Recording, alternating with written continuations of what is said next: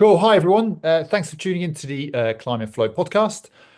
Today, we'll be talking about how breathing can impact anxiety and climbing performance. For those that have read my book, Climbing Psychology, you'll know that I talk about the physiological benefits of breathing. And for some of you that might be listening, might be thinking, breathing, really? Do I need educating on that? I've been doing that since the day I was born.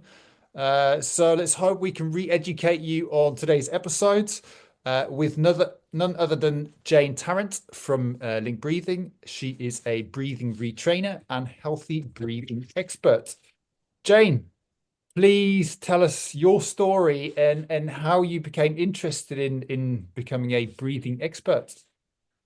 Thank you for having me, first of all. So my story, it depends. There's so many versions of the story, depending on which thing is most there. But for me, it started really young. I started when I was 7 years old. And I was very aware that I was only really breathing through my mouth and that I could breathe through my nose, but it just didn't feel like quite enough.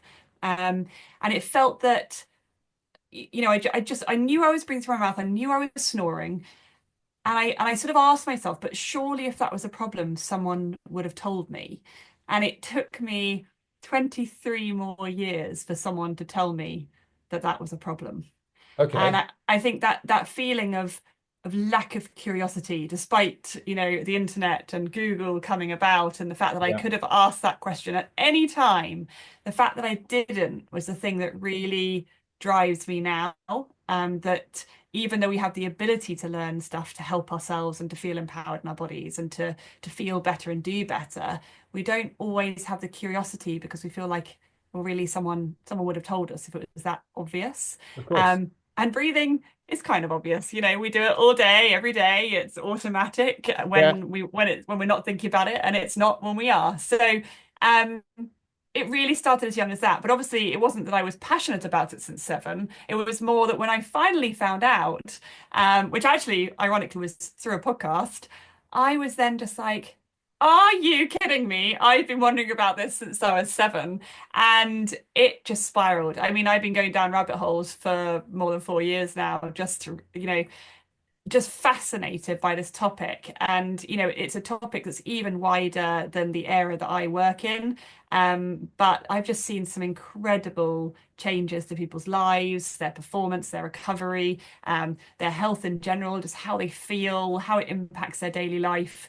And it's all through something that, we probably should have learnt when we were seven, quite Yeah. frankly. Yeah, I guess so. I guess we don't really. I guess now that you're talking about breathing, I'm becoming really aware of how I'm breathing. Yeah, it's. I guess it's something we don't question, right? No, we don't. And I think you I meet different types of people. So I'll meet someone randomly, like, at the in the sauna or on the bus or, Yeah. somewhere. And we'll get chatting and they'll find out what I do. And so I'll sort of tell them I teach breathing habits and educate Yeah. on that. And they'll be like, oh. And there's usually a story. There's like, oh, I don't think I breathe very well. It's one of the first things that certain Yeah. people say to me. And they sort of go, yes, I'm very shallow, or, I just, I really struggle to breathe through my nose or, something. Yeah. And then there'll always be this little story that they're aware that there's something. But again, have they ever Googled it? No, of course not. Have they ever necessarily gone to a doctor or looked it up?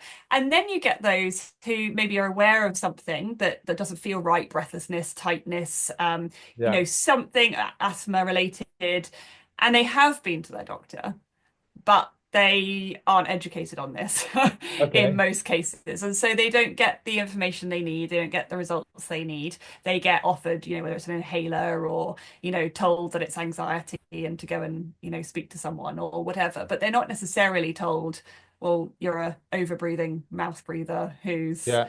facial development has been impacted since you were a child, your tongue position's wrong. Like there's quite Okay. a lot of stuff they're not told. Yeah. And so it kind of we just don't really push it. So when they do get somebody they can ask about it and they can be curious with, people are often quite open. And actually just going through the concept of breath, people are very quick to connect to, oh, I get anxious a lot, and I have, sometimes I have panic attacks, and and as soon as somebody knows that you're somebody they can speak to about it, and that there could be this link, and maybe they'll find out something about it. That it's amazing how deep a conversation can go within a few Yeah, yeah, yeah, minutes. yeah.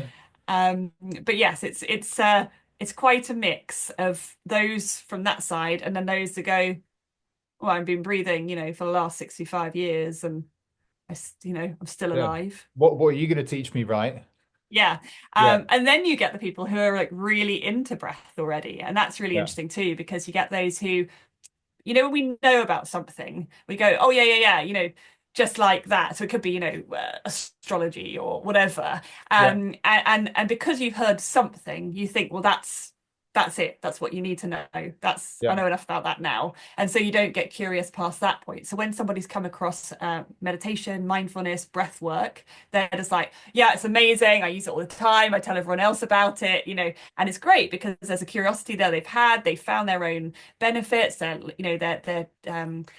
singing from a similar hymn sheet, but there's this point where they go, so you do breath work then? And I'm like, well, it's a small part of what I do, but actually what we're really interested in, the thing that really moves the needle, is how you breathe all day, every day. So what your habits are. And that Right. means everything from like the perception of what you think breath is, to the way your body moves, to how much breath you take and how much breath you think you actually need, and in what Yeah. scenario, and all of this. And then on top of that, sure, breath work, meditation, mindfulness if you want, but it's that we're kind of missing the point. We're Okay. trying to hack, but forgetting that how we live on a daily basis matters. How you move your body all day will impact how you then try and climb, for example. So you can't just train in the moment. You've got to think about how you actually move your body, or how you breathe in general.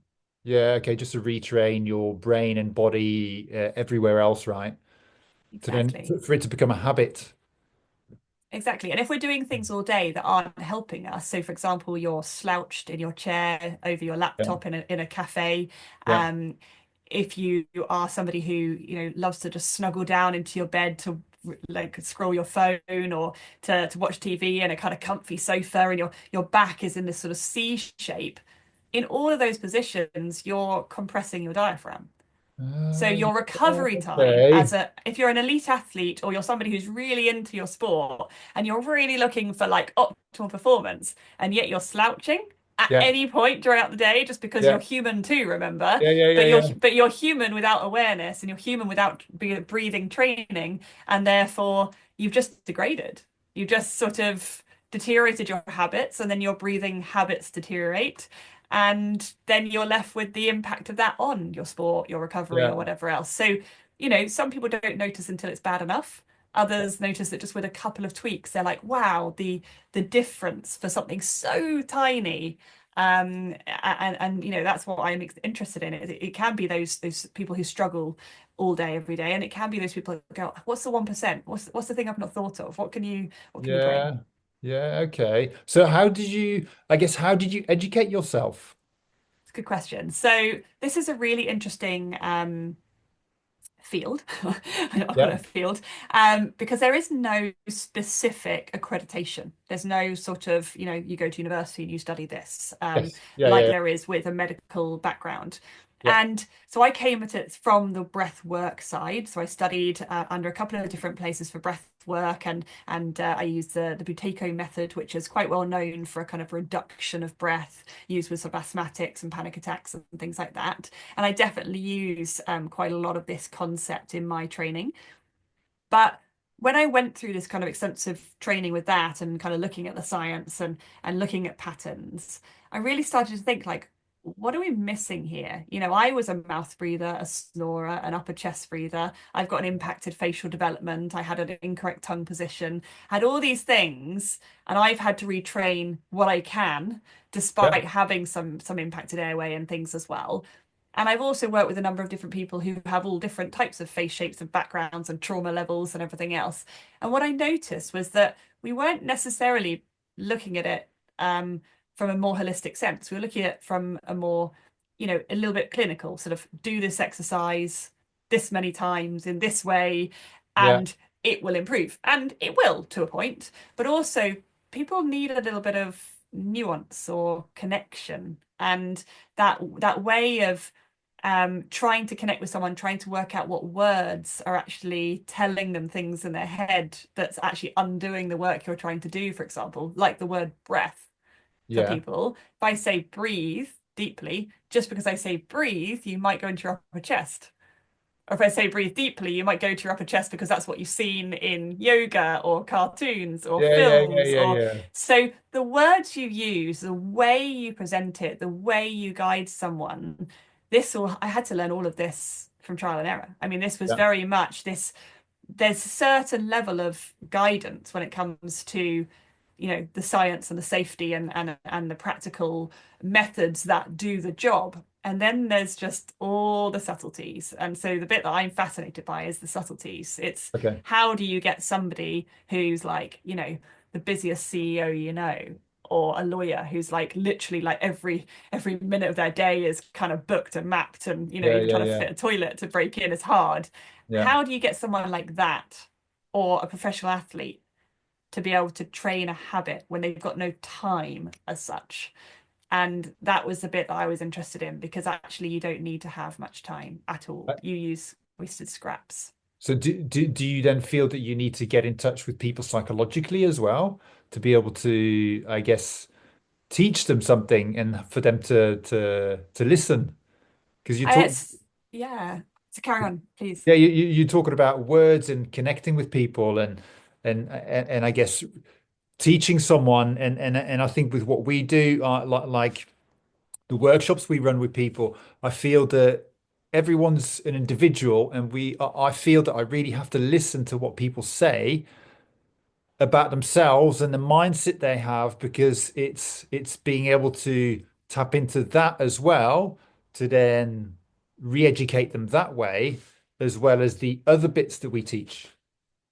Yeah, so it's interesting because I could look at somebody and be like, oh, this is what you're measuring on this score. This is what you're showing up as. This is how many breaths you're taking per minute. And you Yeah, could be very sort of scientific.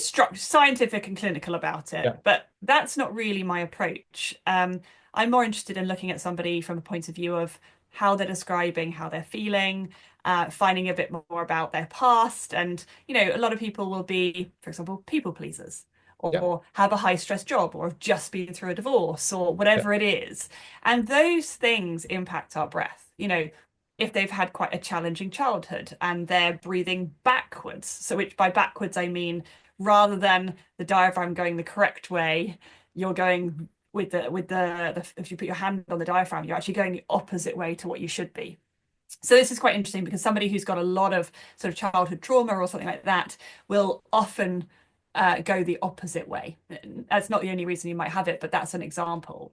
And so when you better understand that somebody, even if I don't know the details, you yeah, better understand that there's something at some point, that there was the kind of the birth of that habit, you yeah, can then better connect in a way that you can say, okay, well, this is why you're doing this, most likely, and this is what we're aiming for. But we also need to be aware of, where that's going to be difficult. So if somebody's, for example, is in a currently unsafe situation, whether yeah, it be a boss that is, effectively making them feel unsafe at work, or yeah, that maybe they've got a relationship at home that feels unsafe, this can massively change the outcome of any training, because you're constantly being re-triggered, you're constantly yeah, feeling yeah, yeah, unsafe, versus somebody who has it in their past and is now able to grow outside of that habit and remember that they can actually feel safe again. So there's this really interesting layer of where the nervous system is impacting us, yeah, our habits around, the perfectionist, often I see this with women as well, who will sort of be like, they're trying to do it so well that they're yeah, they're tensing up and getting anxious about trying to breathe perfectly. And I'm like, whoa, we've got to let that sort of, it's hard, but to be able to let that go a little and actually just soften and see what happens and try things. And that's where the language used and the approach used can differ depending on the person. So the concept is it's quite simple, but yeah. actually actioning it for certain people can be quite hard because they don't know their own blocks, they don't know their own patterns or their Okay. perceptions. So So, if you so can recognize that, it makes a huge difference and you can save them a lot of time, okay. potentially years of trying where they or just they give up because it feels difficult. So I guess it's building a self-awareness of I guess the thought patterns that go on inside their heads and their physiological patterns that happen and noticing everything that happens. Exactly. And so if I'm sitting with someone on Zoom, I can often be chatting to them. I know what their position is. Yeah. I know that they're I've become maybe very aware now. yeah, but like it's quite funny. So it might be a corporate call. So they're on the call. They're looking to bring me in for a corporate talk, a Yeah. workshop. They think it'd be good for their team. We're chatting away. I know nothing about this person, other Yeah. than what I can see on their LinkedIn profile and their current job. And they give me a few sort of body language cues and a few, say certain things. And then I can see in their breath when I do an assessment, and I'll be like, right. Okay, and I can sort of say like I wouldn't be surprised if this is how you're feeling, based on what your breath is, the position you're currently in, and what I'm seeing, Yeah. you can actually tell quite a lot about someone from their breath and how they hold themselves. And people often Yeah. relax quite quickly with me and they'll open up. So it's Yeah. this really fascinating area where so many people are holding so much tension. And I remember when I went climbing, I mean, I've been climbing for years, not all the time, but been climbing on and off for years, ever since I was 18. And I remember being in London, high stressed, Yeah. really burning out. At around sort of 20, I'd go climbing in the evenings, and it would be like the only place I could ever get away from my thoughts. That thing of being able to be connected with myself and almost the fear of falling suddenly just outweighed, anything else in Yeah. Yeah. life. Yeah. And where my body was in that. But it was interesting because now I don't have that. I don't have the fear of falling or the fear or that need to escape. And so Yeah. it's my nervous system that's changed, Yeah. as Okay. opposed to my capabilities, should we say, within Okay. climbing. So what do you feel when it comes to, I guess, breathing and breath work? What do you feel is are some of the issues that I guess are overlooked in society and performance like climbing or sport performance?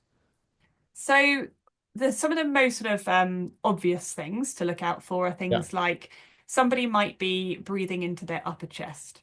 Yeah. So they're taking either what they think are deep breaths, Yeah. taking these large, what you might call big looking breaths. So they're not actually Yeah. deep into the bottom of the lungs. They are big looking as though that's what they've interpreted as. Because And so it's the this will be chest a that's common one. moving up and down. The upper chest and the Yeah. shoulders and this sort of like filling up sort of Yeah. feeling is what they've perceived a deep breath to be. And it is slower. And they do slow the exhale and they do then sort of drop down and they may well feel better than Yeah. they did before they did the deep breath. It's still Okay. not a deep breath, but it still gives them a result that they were looking for to a Yeah. point. But it's not as good as if they'd actually done a deep breath properly and been able to optimize that. So this is a classic example. The second thing might be that somebody is chronically breathing into the upper chest. So whereas you might have been breathing beautifully until I asked you to do a deep breath, and then Yeah. society took over, and that little thing in your brain that stopped you even thinking whether it's right or wrong kicked in. There's others who are just chronically breathing with their upper chest moving, maybe even their shoulders moving. This tightness or this sort of shortness, this faster pattern, or just even a subtle. Sometimes it's very subtle, and this can be that feeling where one you're working too much for the energy that you're getting from it. What's the Yeah. point in working so hard when you don't need to? Which, if Yeah. you are an athlete or if you are in a situation where endurance matters, you really don't want to be using extra energy for your breathing. Yeah. And then you have that thing where a lot of people have brought in things like belly bloat. So they've been to some yoga class somewhere, or they've heard from someone somewhere, they've had a little leaflet from the NHS that somebody's put together, whatever. And there's usually this concept of, put your hand on your belly and watch it balloon and all this sort of stuff, Yeah, yeah, which yeah, again yeah, is really unhelpful because that's yeah, not actually where you're meant to be breathing. This is using your backup muscles again. I mentioned earlier about if you're hunched over a desk or sort of slouched down.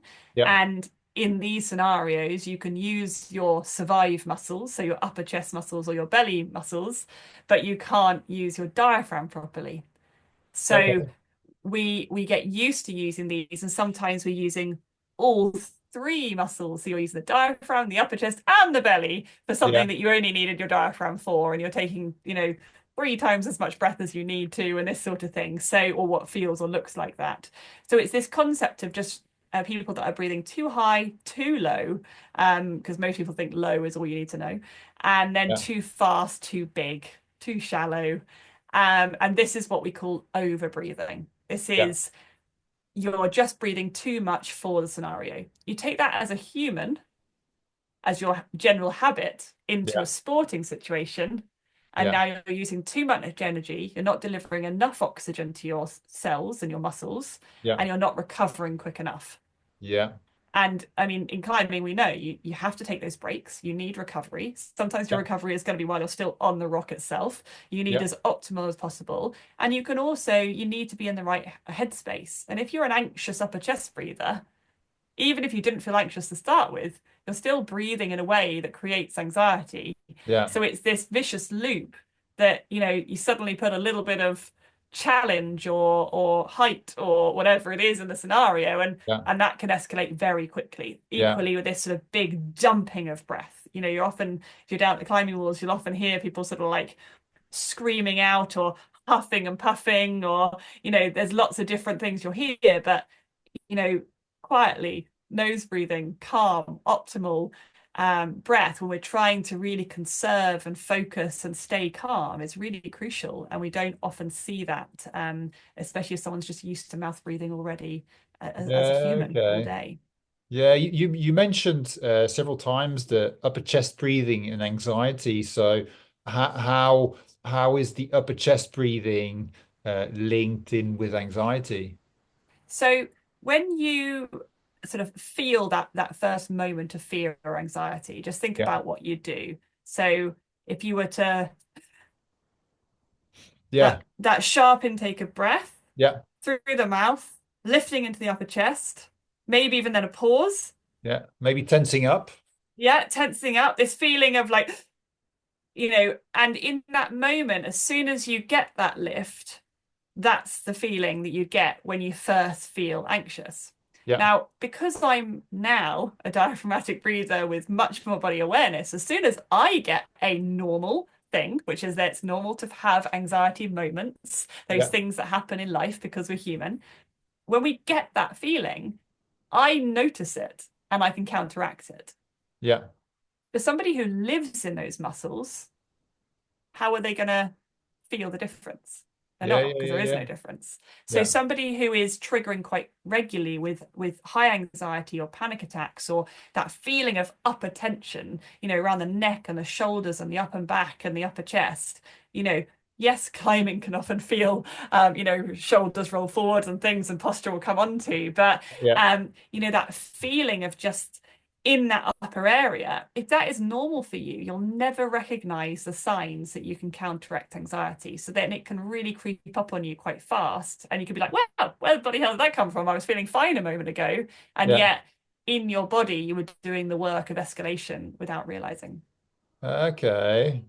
Yeah, and I guess for me, like the first time that like when I was doing the research for my book, I knew that I wanted to incorporate something about breathing, but like all I'd ever heard of was breathe to relax or take a deep breath. And I guess I ended up reading a book called Breathe, and that's how I came about understanding more about, I guess the scientific explanation as to why certain types of breathing can have a physiological benefit for your body, and then hence the physiological connected to the psychological. Was that Breath by James Nestor? Yes, it was. Yeah, yeah, yeah, yeah, Yeah, yeah, Breath by James Nestor is it's an incredible book. It's one that I yeah, absolutely recommend. It's got so much storytelling and real science and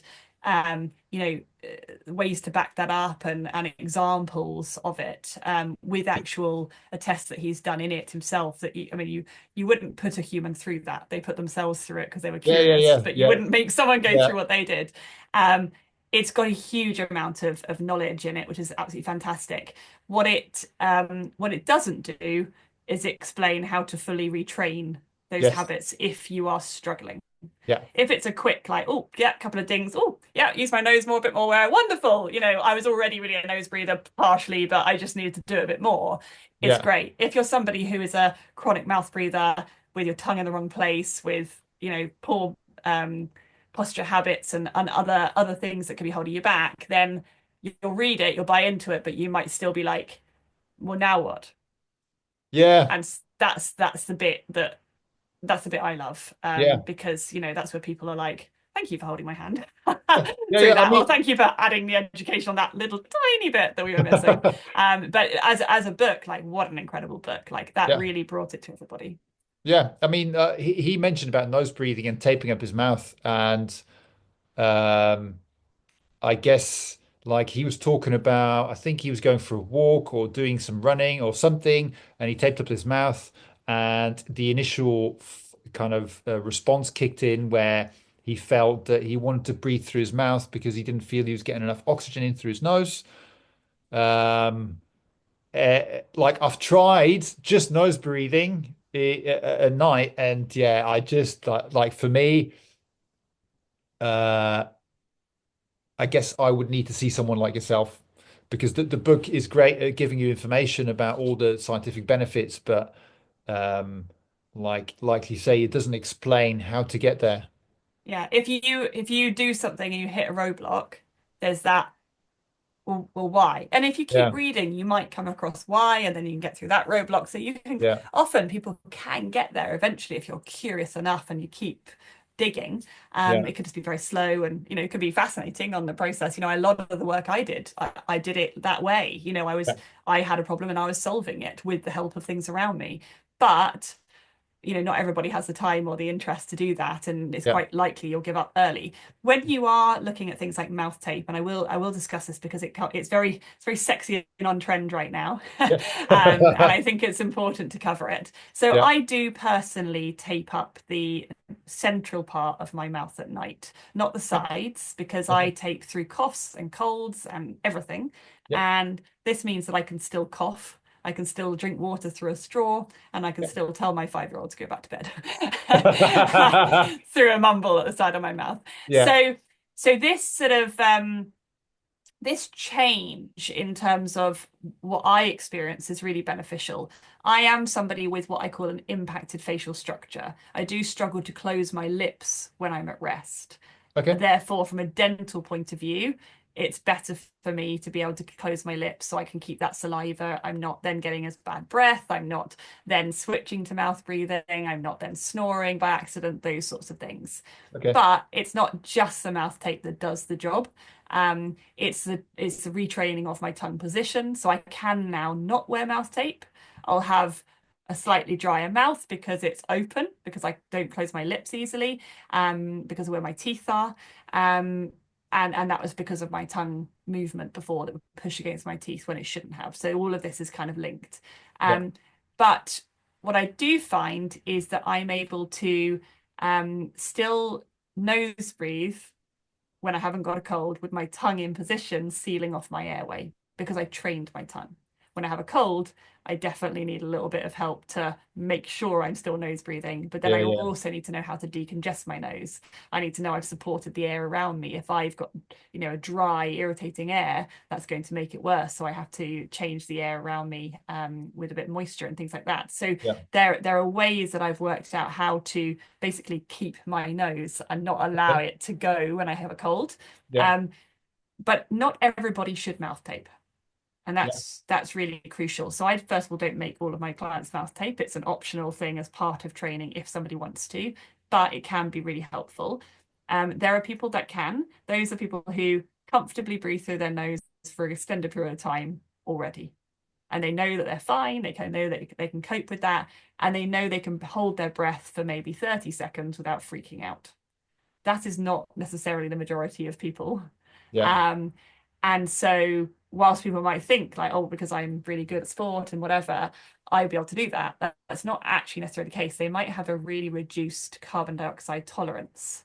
And a carbon dioxide tolerance is when our carbon dioxide increases in our body, because either we're exercising, so we're using more oxygen in our cells, Yeah. creating more waste gas carbon dioxide, Yeah. or we're holding our breath, or we're reducing the exhale, i.e., using your nose rather than your mouth because it's smaller, or you're just doing it slower because you're really calming that breath down.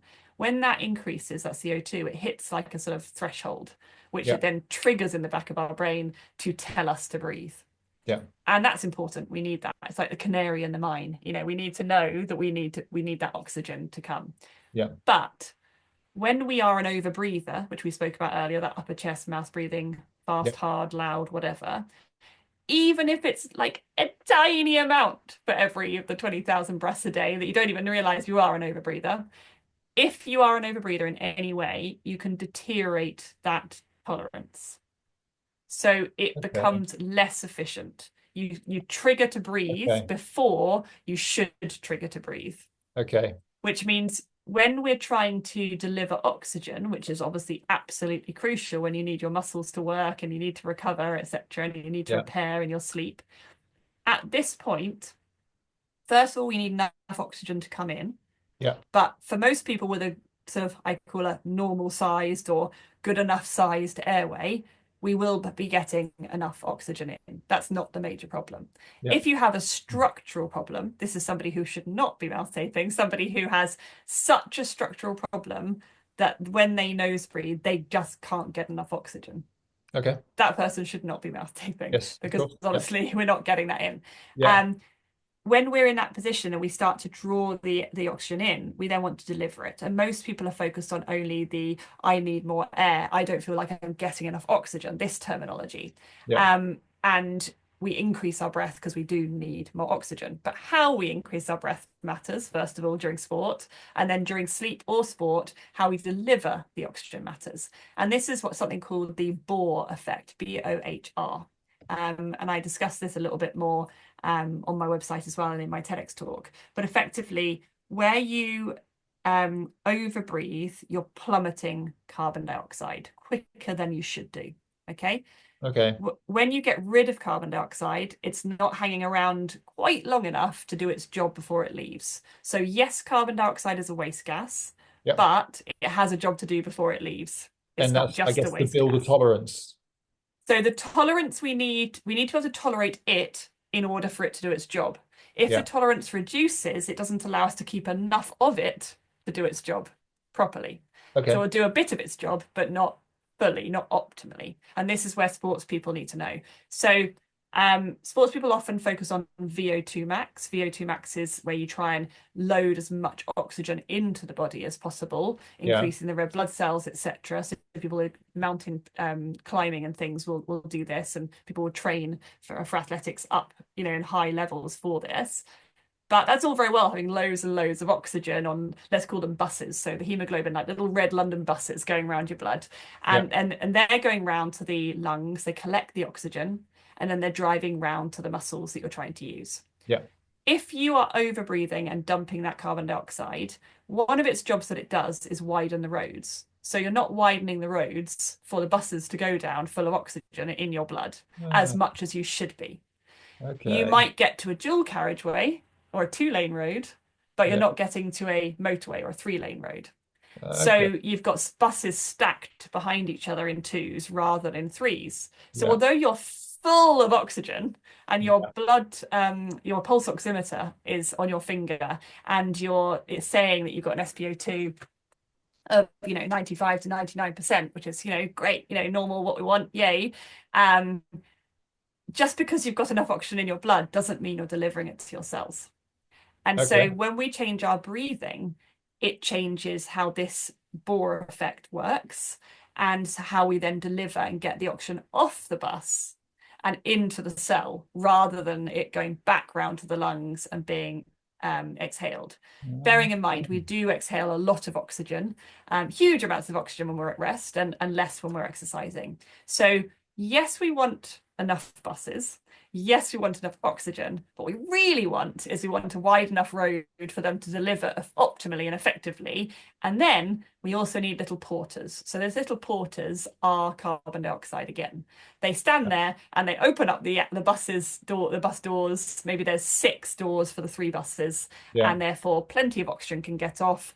The carbon dioxide then says, wonderful, I've done my shift. They get onto the buses and they Yeah. are waste gases now to be expelled while new CO2 is being created by the oxygen that's being used in the cells. When we do that, we are optimally delivering because we're doing 3 abreast. When we overbreathe, it goes down to 2 abreast, and so we've only maybe got 3 doors opening at once because there's not that Okay. fourth one that should be there because he's been kicked out already, Yeah. and the Yeah. ones that were widening, well, they didn't show up to work either. They Yeah. left a bit early. So this is the problem we have, is just this very slight change to how we can deliver that oxygen.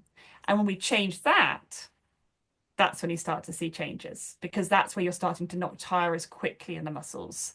That's where you're starting to feel like you can go for longer. Yeah. That's when you're starting to feel like, the recovery just feels quicker. And Okay. so it's this very small change.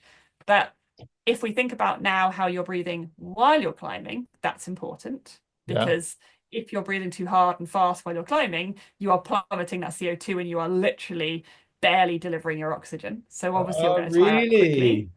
Yeah. Okay.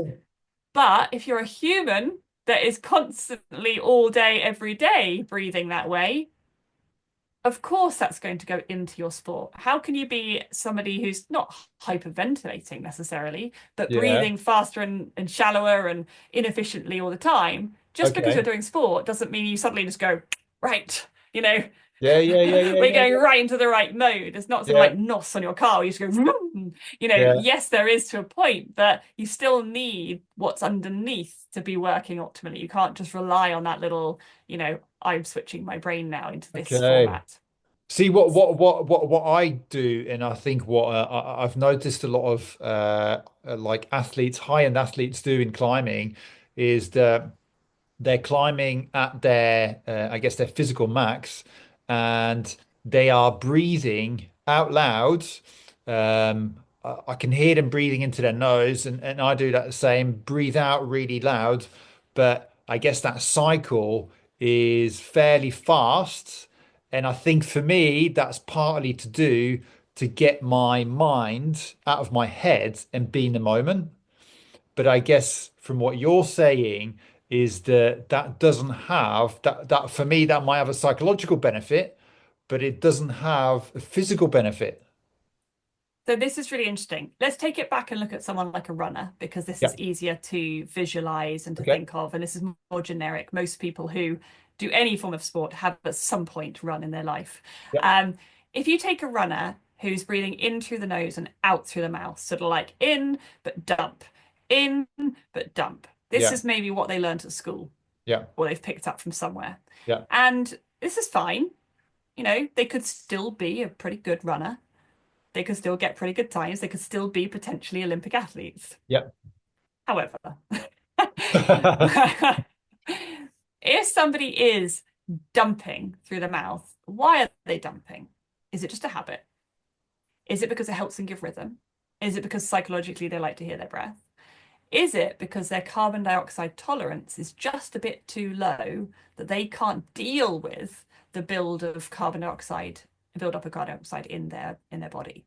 So if you take that back onto the wall, if you cannot deal with the amount of carbon dioxide you're getting from climbing, so you're having to dump in order to feel okay and Okay. not make you be sort of either hyperventilating or feeling lightheaded or not feeling comfortable, then Yeah. that is an issue, because then you are stuck at what I call an overbreather's limit. Because you're an overbreather during the day, your limit is reduced. So rather than it being right over here, so if I'm on audio here, I've got my hand right to the right hand side of me, and then on the left hand side, all the way over, is your panic attack zone. Yeah. So you can hyperventilate up towards the panic attack zone, slam into that left wall. Yeah. But when you then slow your breathing, you should be able to slow it and slow it and slow it and slow it and slow it, and eventually you'll hit the right hand wall Yeah. after a very long time and even having to do sport through the slowing. But if you're somebody who's degraded, that right hand wall has come all the way to the center. So then Okay. you have either the hyperventilation, bam, into the panic attack, then you come back again, and then you slow your breath to get optimal, to do breath work, to do meditation, to do yoga, to calm yourself on a wall. Yeah. But bam, you trigger again to breathe Yeah. too early because you can't get that full approach because every time you try to widen your blood vessels from a dual carriageway or a two-lane road to a three-lane road, every Yeah. time you try to do it, it snaps back Yeah. because your tolerance isn't there yet. Now, by continuing to try and push it, your tolerance can improve. Yeah. But do you really want to be pushing that while you're on a wall?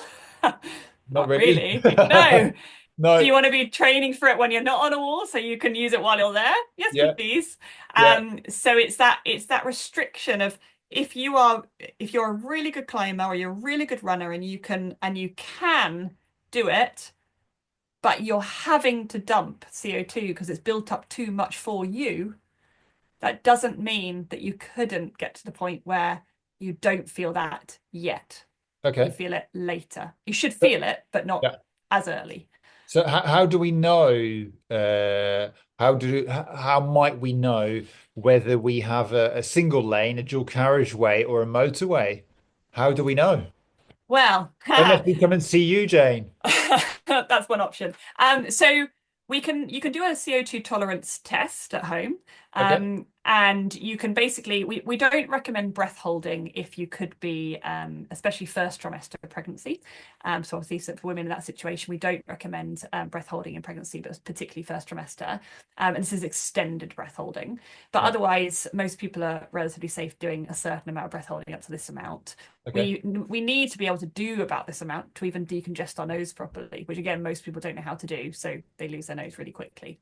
But effectively you can breathe in normally, breathe Yeah. out normally, Yeah. and then pinch your nostrils and go into a breath hold.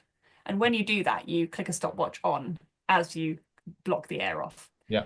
And then you wait and you just sit Okay. with yourself, like just up straight, waiting and Yeah. waiting to feel what happens. And at some point, you're going to get a strong desire to breathe, a sort of trigger. Yeah. And when that happens, you'll let go, you'll go to breathe in, and you'll stop the stopwatch. Yeah. Now, somebody who would, for example, come to work with me might be someone they might be in their 20s, 20 something seconds.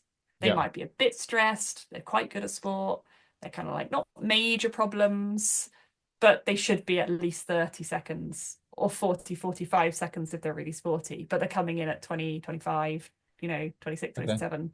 Yeah. So they're okay. They're not optimal. Yeah. And a lot of people will probably be around that point. They're quite fit. Yeah. They've never really had a problem. They can push themselves through the pain, but their tolerance is low Okay. compared to what it could be for the level of fitness that they are. Okay. I sort of look at whether if somebody's like what do we call it? Somebody who's an office worker, somebody who does a bit of exercise, but generally they sit around most of the day. Yeah. That might be aiming for about 30 seconds when your body triggers. Not how long you could get to if you like push through, Yeah. but when does your body trigger you? Yeah. Okay. Some people will be triggering as early as, 5 seconds is very quick. I mean, that's like super high levels of panic attacks, like Yeah. really, really, really, really severe. But it's a lot of people around 10, 12, 14, 15, 17, 21 seconds. And Okay. anything under about 20 is a bit like having a sort of the red fuel empty area on your car. Like you're not empty yet. Okay.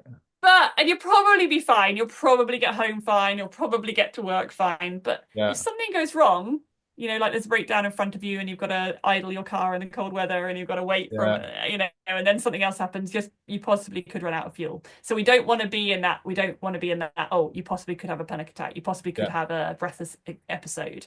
So we don't want to live in that red zone. It's just not a nice place to live. And that's what I mean by this right hand coming back towards the left hand, rather than the CO2 tolerance being where it should be, it's Yeah. degrading back towards the kind of panic attack Yeah. end. And this little space is really uncomfortable. This is where much higher levels of hay fever, anxiety, panic attacks, breathlessness. If you have asthma, it triggers you more, so it causes you a problem, as opposed to you manage to deal with it quite well because you're calm and you've got control over your breath. So Yeah. it's this sort of area that's really chronic, but Okay. a lot of people are just outside of that, but Yeah. they're not optimal. Yeah. So if you are, when you say, how do you know you're a motorway or dual carriageway? This is a visual representation concept. Yeah. So I'm not using exact numbers here, but if you are in that middle section below 30 seconds, Yeah. you are likely on a restriction of some sort. So let's say the middle two lanes. Yeah. Whereas if you're right down in the red zone, so below 20 seconds, you're Yeah. much more likely to get to the point where you're quite often only using one lane. Yeah. You're breathing so much Yeah. Yeah. that Yeah. you're plummeting far too much because there's Yeah. panic as well. And then if you're over 30 and you're heading towards the sports end, then you're getting towards, that 3 lane and then maximizing that. Okay. So So so the way to test it is by normal breathing, not by taking an excess breath in just a and really standard breath. standard breath. And what you're saying is not fighting the urge to hold and get to the point where you're like Yeah. the trigger is your body saying, take another breath.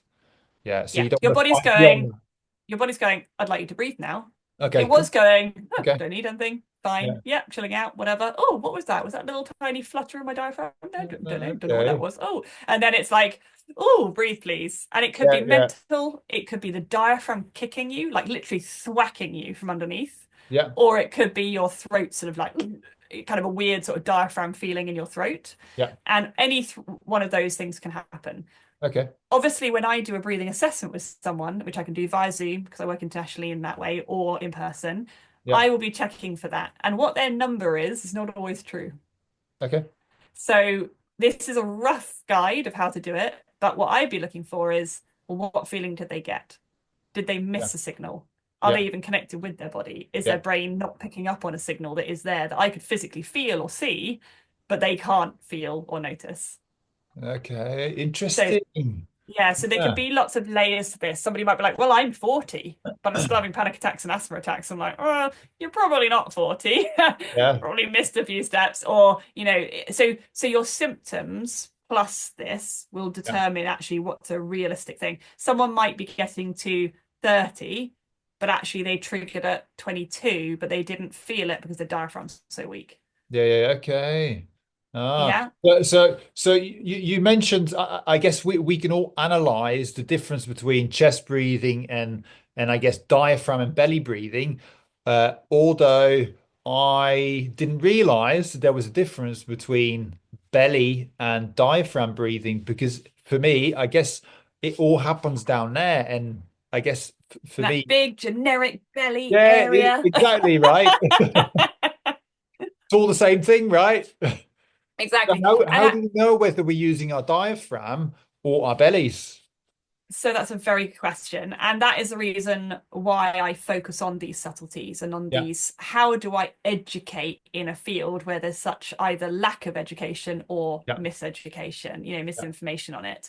So I decided to, invent a couple of spots on the body. I thought, the gentleman who managed to name the G spot, I thought was having a bit too much fun, especially as it wasn't even on a male body. It's on it's on a female one. So I thought, let's find something that people can go to, they're heading to. Yeah, It's quite memorable because we already know about spots on the body. yeah. And effectively, I teach what's called the 3 spots of breathing. So the Okay. first is your tongue position, which we'll come Yeah, back to, but your tongue position is for the end spot. Now, I did not come up with the end spot. This was already existing as a concept used by myofunctional therapists and some physiotherapists, some functional dentists, etc. okay. But this is how to position your tongue, and that helps you to nose breathe, hence N. And when you say N, it starts the tongue position. But with that in mind, I was like, right, love the idea of the G spot concept for breathing. Love the Yeah, idea there's already an M spot. Let's make a trio. And one of these is the D spot. So D Right. spot is for diaphragm. And the other one I created was the R spots, which is for your ribs. So there's two scenarios. One is you're at rest Yeah. or you're trying to minimize that breath. Yeah. That's your D spot, your diaphragm spot. Yeah. And we'll come to that in a second. The other one is you need to increase your breath. So that concept of you need to breathe more, but how you breathe more matters. I can breathe more, bigger, slower, deeper, Yeah. or I can breathe faster, shallower, louder. Yeah. Those are both breathing more, but one's going to do me a favor and one's not. Yeah. So when you look at R spots, it's about the expansion in the lower part of the ribs, not belly, the lower part of the ribs that allows you to get to your maximum uptake of air in the most efficient area of the lungs. Yeah. And if you think of the lungs as an upside down tree, and you imagine looking at a traditional sort of, countryside tree, Yeah. where like an oak, for example, Yeah. and you think you've got a huge canopy at the top, but the Yeah. bottom bit, as you look at it in real life versus upside down Yeah. in your body, that bottom bit of it is just the lowest branches, Yeah. and then it's just trunk and inner branches. So the real good stuff is the canopy across the whole sort of top half. Yeah. And this is what we want to get to. That's the depths of the lungs. Yeah. And when you do that, that's where the more oxygen take up is, and all the gas transfer happens in those leaves of the tree in our Yeah. lungs. So when we use the D spot, we're going deep to the canopy with minimal effort. Yeah. And then when we use R spots, we're going deep into the canopy, but much more effort. Yeah. But at least it's targeted effort rather than just any old where and any old how.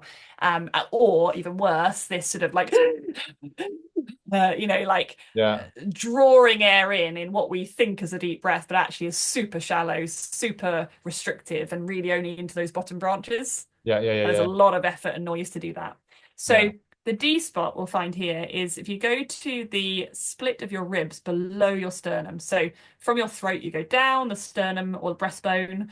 You get to the point where it then hits between the ribs splitting.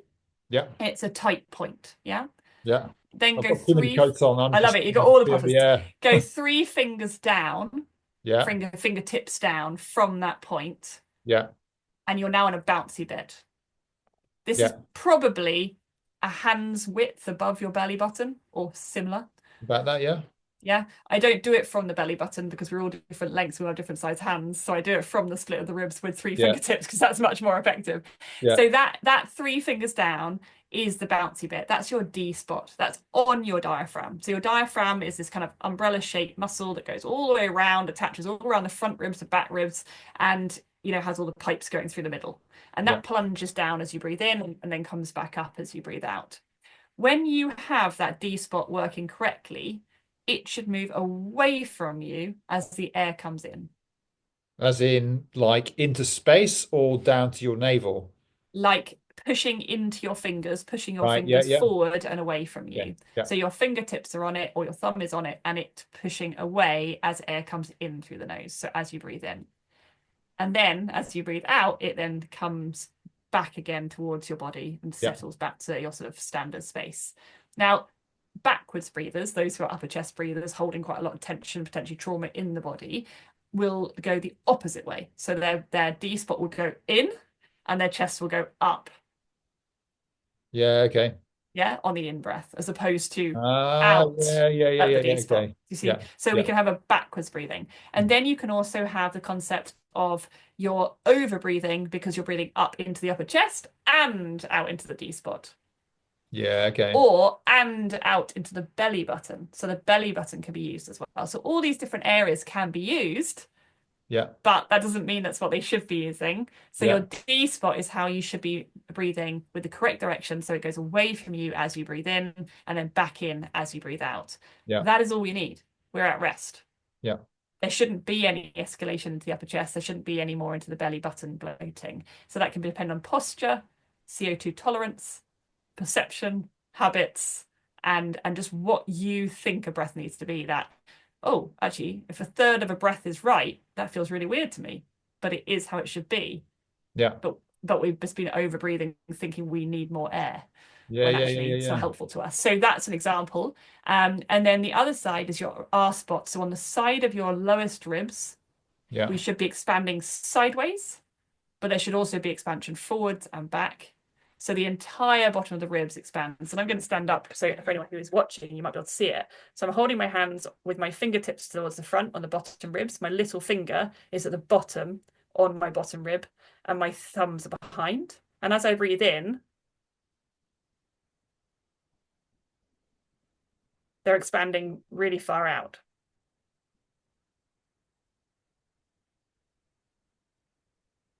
But if I was somebody who was upper chest breathing, it's much more likely to tilt forwards and not expand out. Okay. Yeah. Okay. Yeah. So these are the two spots. So the ribs allows you to expand because you need more because you're exercising.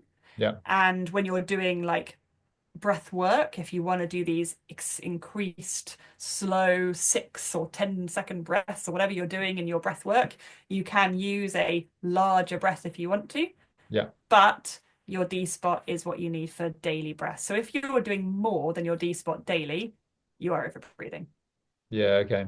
Yeah. And then you know you're overbreathing in a sport because you're already overbreathing as a human. Yeah. And then it has negative effects on your CO2 tolerance. Yeah. CO2 tolerance, your Yeah. perception of how much breath you need, Yeah. whether you're then used to going into your upper chest, whether you're more likely to switch to it, that control Yeah. of your body. So Yeah. learning your D spot brings you so many benefits from calming, from recalibrating, from retraining. It just does it all Yeah. with one spot. Hence why I felt that it needed to exist and why I brought it to the world.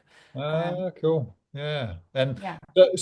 and we talked about I guess chest breathing and belly breathing, diaphragm breathing.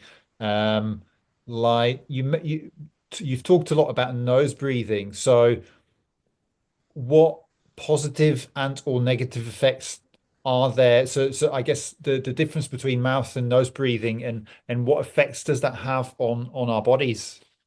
So first of all, your nose is your filter Yeah. for viruses, bacteria, particles, chalk, Yeah. and allergens. Yeah.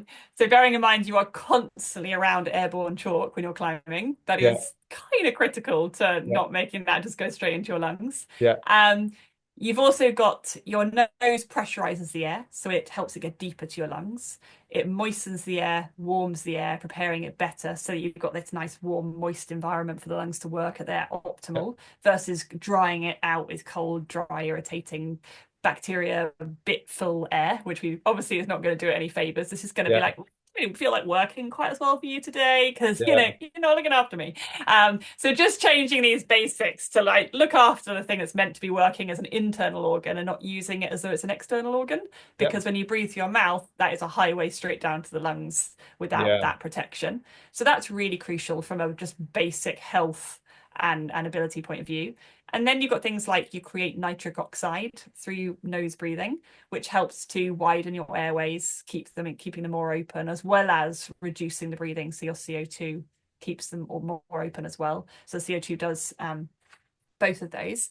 And the nitric oxide also helps with things like viruses. So, if you're hanging around and everyone's just chatting away on the mats or whatever, and, one of you's got a cold, probably Yeah. don't want to be breathing that in through your mouth. And you probably Yeah. Yeah. don't Yeah. want Yeah. Of to, course. be getting Yeah. more ill from your mates. So it's Yeah. just these basics that most people overlook. It's very basic baby science. We Yeah. just Yeah. Yeah. don't really think about Yeah. Yeah. it. Yeah. But so I read a statistic, and I'm guessing it was in the book Breathe, that when we breathe in through our nose, our bodies uptake 18% more oxygen. Is that right? In terms of numbers, I don't work with numbers. Okay. I know Okay. it sounds silly, but like it doesn't interest me in the Okay. exact figures. So probably if I went back and Yeah. read that page and was like, yeah, let's look at the exact numbers. It's not how I work. So it's Okay. it's not Cool. my interest area. So I Yeah. don't retain it. Okay. Um, I work in numbers, so numbers stick in my head. Yeah. um, well, I know that when we breathe out, we're breathing out around 80% of the oxygen we've breathed in at Yeah. rest. Okay. So when we're taking in oxygen and we're sort of breathing out a standard, it's not that we need to keep all the oxygen we've ever got. We're wasting most of it anyway. Hence why would you work harder for oxygen you're not even using. And Yeah. when you're exercising, you might be using a lot more and maybe only getting rid of 20%, for example. So that's kind of a change in numbers. Yeah. When you nose breathe, though, you're getting a greater uptake of oxygen, that's for sure. What the exact number is, I don't really care. Um, and plus it's different for everyone. So we have these averages, obviously, in terms of studies, but you've got male, female, those with impacted lungs as well. So I might work with someone, for example, who's got like the inability to breathe into the whole lung because there's damage or they've been a smoker. So it's, well, who are we talking about? And quite frankly, it's more just think of it as a tree, Yeah. and you get the kind of general concept, rather than getting too hung up on it. Yeah. And that allows you to, yes, pull in more of the oxygen because you're going deeper into the lungs through the nose. But the Okay. nitric oxide and the carbon dioxide are helping increase the air flow through the nose as well. And this is where we then come back to that problem we did before when we talked about mouth taping and there being restriction. If you're somebody with a small nose or a small nasal airway because of how you've developed, or because you've had a injury like rugby injury, or broken your nose in a fight or fallen over or whatever, Yeah. or you've got polyps in your nose, or you've had adenoid issues, or all these different things that can make it smaller, then that's obviously going to impact how much oxygen you're getting in. So that's why I don't like numbers. Cool. Right. Yeah. Because it depends on that person, Of and we course. Yeah. are restricted if we've got a smaller airway. Yeah. That being said, the severity of that airway can change. And what I'll look at as somebody's coming to me, I'm not an ENT, I'm not a surgeon, so I don't pretend to kind of have the knowledge on that level or the interest on that level. But what I'm interested in is, can they breathe for a minute through their nose? Yeah. Can they feel comfortable doing moderate exercise through their nose? Can they build towards that over a period of a few weeks, or is that impossible because of their structure? And this is where it becomes really interesting, because there will be people out there who just cannot breathe through one of their nostrils, for example. Okay. And we have, what's quite interesting is we have sort of erectile tissue in our nose. So just like what's in nipples and penises and things like that, it's in our Okay. nose too. Kind of cool. So as like makes you go, that just doesn't feel right. As you're going through the day, one nostril will open, the other one will close a little bit. And then vice versa. So if you've got an injury on your nose, where it's broken it and sort of you've got a bit of a impacted one side, or you've got a deviated septum, which I don't know, probably 80% of people probably have now, based on a few things I've read about basic numbers. Yeah. Those deviated septums that kind of just is slightly crooked and there's a little bit of an airflow change on one side, add a bit of a snotty cold, add a Yeah. bit of this fluctuation, and suddenly you could be completely blocked on one side or partially Yeah. blocked on one side compared to the other. So those who really notice the difference between one side and another throughout the day Yeah. have more restriction than somebody who doesn't really notice. See, now you mentioned that, I think I realized that I think my right nostril is bigger and has more space than my left one. Well, there we Uh, go. But then you can actually do it with a mobile phone. So if you take the black screen of your mobile phone and you hold it under your nose yeah. and you breathe out onto it, one of the circles of mist will be bigger than the other. And you do it before Okay. lunchtime, and then you do it like an hour or two later, and it might be that different nostrils are bigger because it's Okay. Yeah. Yeah. fluctuating Yeah. throughout the day. That's interesting. I might start doing that just to see what happens. Yeah, let's give it a go. But Cool. so this is the thing about breath, that a lot of people are quite science focused, and it's all about the blurb and the technical words and the numbers and actually this is why I think we sometimes need to come back to, well, what can you feel? Yeah. What do you notice? Because actually, as a human, if we're going to deal with our own body, our number is always going to be different to somebody else. It's just like our blood test. The norm is not necessarily my optimal, Yeah. Yeah. just Yeah. because the unhealthy population that we're normal for. I don't want to be in that number. I want to be in like my own number for my own body. So we do have to take numbers with a pinch of salt and think about what is it that we need to feel to Okay. know we're at the point we need to be. Okay. And that's how I work with it, because I think it's much more effective for individual people. Okay. So we've talked a lot about I guess the physiological benefits of breathing and how breathing can help us physiologically. Um, how can breathing, or the way we breathe, how can that help us with, I guess, the management of fear or anxiety? Because in climbing, I guess We deal a lot with, I guess, the fear of falling, fear of failure. Maybe we're scared to make a move on the wall, whether this is bouldering, whether we're out climbing on ropes, sport climbing, trad climbing. I guess we all feel fear at some point in climbing. So how can breathing help us manage anxiety and fear?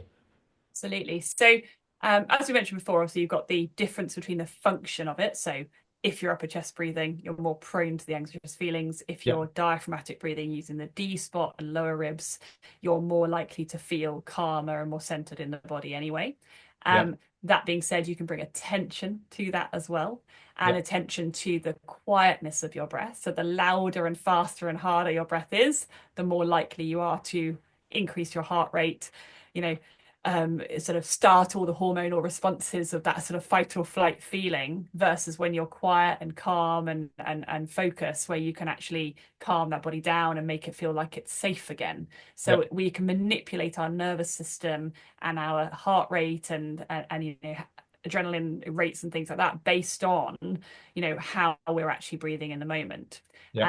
And if you're driving and you like almost go out the back of someone because for like 2 seconds you weren't quite Yes, concentrating and you just get that like, oh my God, yeah. And yeah, obviously we don't normally do that, but I'm sure every driver has done that at least once since they yes, learned yeah, till now. And that feeling, that rush of adrenaline that you get, yeah, and just like, and it's very easy that if you weren't feeling empowered in your body, you could then go make another silly accident because you are all over the place. Your breath is yeah, all over the place. You're wired. It's like you've just had 300 coffees, and that feeling in your body. It's not that you can just switch to breath work and in 2 seconds you'll feel normal again. yeah, But you can calm that down pretty damn fast. That yeah, feeling of like, it's fine, it's happened, I'm in control, move on, don't think about that. Yes, your body's surging, but you kind of got this. yeah, And I think that when you're on the wall, you can use that same concept because there's going to be times where something scary just happened. Maybe you slipped, re-grabbed, maybe you launched for something and it was like it took everything you had, but you got it. And I think it's these moments where knowing you can control, come back, believe in your body is a really crucial step. yeah, Um, and then when you are trying to deal with that fear, it's a case of, well, obviously you can deal with that off the mat or off the rock. But you can also deal with it, well, how are you approaching that climbing that day? Did you walk up to it thinking, my God, this is the most scary thing I've ever done. I'm just kind of petrified and everyone's going to laugh at me. And I'm going to, are you thinking that? And are you priming yourself for fear and escalation? And in fact, your breathing is already increased, even though you didn't notice, yeah, just even walking to the climb.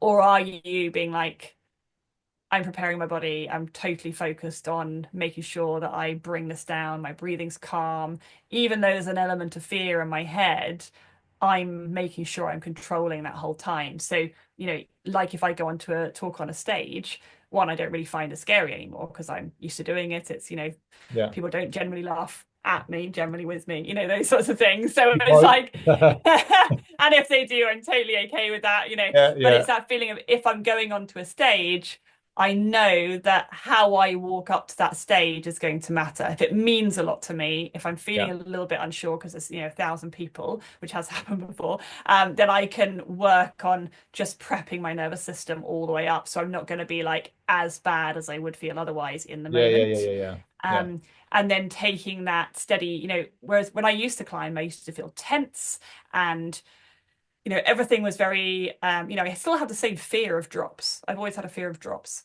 or yeah, falling. So that feeling of my tension would tire me out quicker, so I was more likely to fall. That feeling of not trusting my body, that lack of empowerment always carried into my climbing. And so although I could be technically very good, I would not do well on things because of that. Now I've flipped my thinking into actually my breath is slow, it's quiet, it's optimal. Sometimes it just feels really easy doing certain yeah, things. yeah, yeah, yeah. I'm let down more by the fact that I don't wear climbing shoes. I wear 5-finger Vibrams.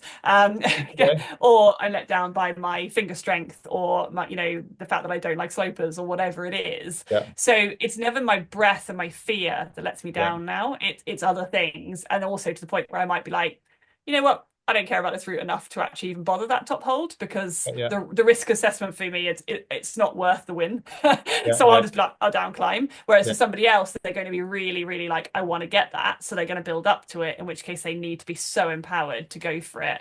And they know they can sort of feel safe because they know they've risk assessed and that there is a safety, whether it be rope or spotter or whatever below. yeah, yeah. Cool. So, have you got any practical tips on, I guess, what people can use possibly before they start climbing when they might feel a bit anxious or whilst they're on the wall? Is there anything that they specific that you feel that they can use? I would say that sitting down on the mat or standing just before you go and connecting to your D spot. So finding that D spot, which is the three fingers down from the split of the Yeah, ribs, yeah, making sure that's going in the right direction, that you're not then breathing into other areas and exacerbating, that yeah, you're quiet and calm and connected and you feel like you feel safe, that you're actually in the right headspace. yeah, If you can do that before you go and try anything, yeah, whether it's, a talk at work or, a conversation with your partner that you think might not go so well or whatever, yeah, or going on a climbing wall, this is a really crucial control of just connecting back and knowing we're in control of what we can be. yeah. Um, that would be my number one step is just do that. And then when you Okay. go to the climb, you're already better set up, no matter Yeah, what you do. Even if you never think about breath the entire climb, yeah. you're still better connected to yourself than you were before. Okay. Okay, cool. And maybe a small tip, or I guess what could people do when they're on the wall and possibly climbing and they get to a point where they can feel their anxiety. So, for example, somebody's climbing their project, but they know that maybe they have an element of fear of falling, and they know as they're climbing up to this point where they no, they might fall. They might not be so sure of the outcome. As they're climbing, they can feel their anxiety rising. What would you suggest someone could try in that moment? I would say in that moment, obviously, it depends very much on Of the climb course. as Yeah. to where you are, whether you're able to kind of hang off an arm a little, or whether you're Yeah. like poised like a cat ready to pounce on a mouse. I mean, there are different types. Um, in that moment, I would just literally connect to breathe in slowly once, breathe out slowly once. Make sure that you've just done one solid breath because you probably haven't got time for you Too know many. too much, like you're gonna slip off and tire out, and Yeah. but Yeah. you equally don't want to be like because you're Yeah. not going to be able to propel. And give it your all. If you're going to leap for something, Yeah. just give yourself one prep breath and commit, Yeah. as opposed to overthinking, spiraling, over breathing, because we know that doesn't help us. Now, that being said, the first time you try this, that doesn't mean it's going to just work for you. But if you are an experienced climber and you do bring that focus, you probably will notice the results straight away. For other people who are overthinking it in general, I think there's a Yeah. certain amount of thinking about that moment, visualizing it. Visualization is a really key tool in Yeah. anything, sport, Yeah. speaking, work, whatever. Yeah. If you know that crux point makes you feel a particular way, you're better to visualize the route, Yeah. go back to that point of where you feel, Yeah. notice that your breathing is starting to go, even though you're only visualizing, because your brain doesn't know what your brain doesn't know the difference between what's real and what's imagined.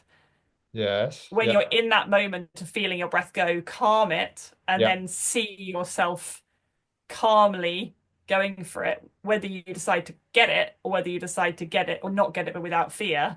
Yeah. It depends on what visualization you're trying to do. But actually, that moment before you go on to do that visualization, where you change your breath within the visualization to Yeah. control it, then gives you the tool that when you're on the wall, you change your breath to then be able to achieve either not caring that you fall or achieving what you wanted to. Yeah.